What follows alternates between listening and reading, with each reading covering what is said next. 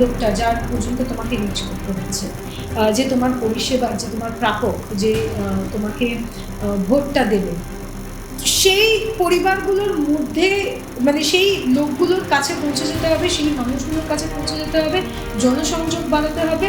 এবং আমরা যেই দলটা করছি, আমি আমার মিটিং মিছিলেও এই কথাগুলো বলবো যে আমাদের হাতে না অস্ত্র, ওই রামনবমীতে এই তরোয়াল নিয়ে, ওই বন্দুক নিয়ে এদিকে অস্ত্র চালানো, ওই অস্ত্র আমাদের দরকার পড়ে।